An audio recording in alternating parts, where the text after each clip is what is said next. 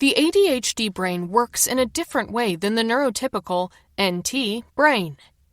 This divergence in neurological function is the basis of how we begin to understand ADHD. A neurodivergent brain processes the world very differently than that of an NT. One of the key differences is in the concept of things that are important and the reward for completing those things. In NTs, the approach to life is based around this reaction to importance/reward, and it works in correlation to their nervous system reactions. For example, there are certain chemicals and hormones produced by the importance/reward stimulus. However, a person with ADHD has never been able to use the system of importance/reward to begin a task. They know that a task has importance. They know that they like rewards, and they don't like punishment. However, this importance/reward pathway doesn't produce the equivalent nervous system stimulus in a person with ADHD. They're simply not motivated by the things that seem to motivate others. As a result, uniformity and conformity, as well as linear and standardized ways of doing things, don't work for neurodivergent brains. This isn't something you can fix when you have ADHD, as the neurodivergent brain doesn't operate on a linear paradigm. Your nervous system regulates attention and emotion in different ways. It's important to understand how the ADHD brain works and how it adjusts to this optimal way of working. The ADHD brain isn't damaged or defective. It's actually extremely efficient with the set of rules it operates by. For example, the neurodivergent person works better when they're fully engaged and interested in what lies before them, and they also work better under pressure. These factors help to stimulate them. But someone with an ADHD brain requires a lot more stimulation, and it's essential to recreate their world with the right kind of stimulus.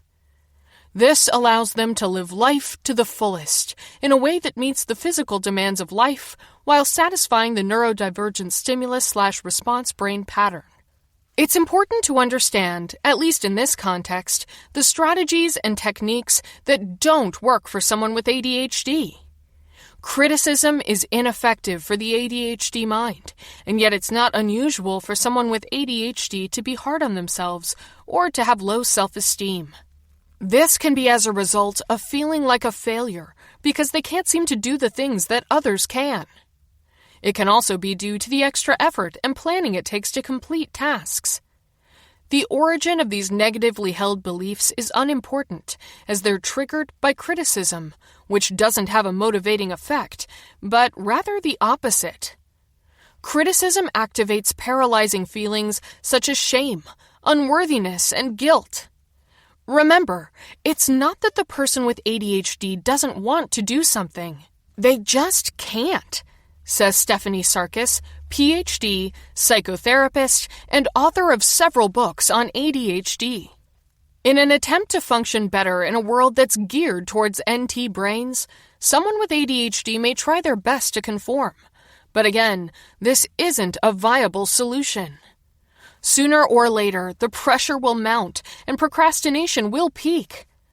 Waiting until the last minute to complete work creates mental fatigue, and it also more than likely affects the quality of work that you're able to deliver once you actually begin.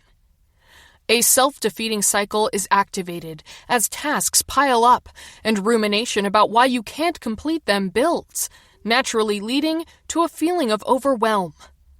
Conversely, you may have taken on more and more tasks, working even harder than those around you, and yet you're still falling behind. Perhaps you forgot to write down important information during a meeting or a call, and now you're spending time chasing your tail to find out the missing pieces of the puzzle while you were distracted. To save face, you decide to figure out this information without asking others for help. You're embarrassed and don't want them to have to pick up the slack because you forgot to do something easy. As the clock ticks, your ADHD brain begins to shut down. To wake it up, you may begin to consume more and more caffeine.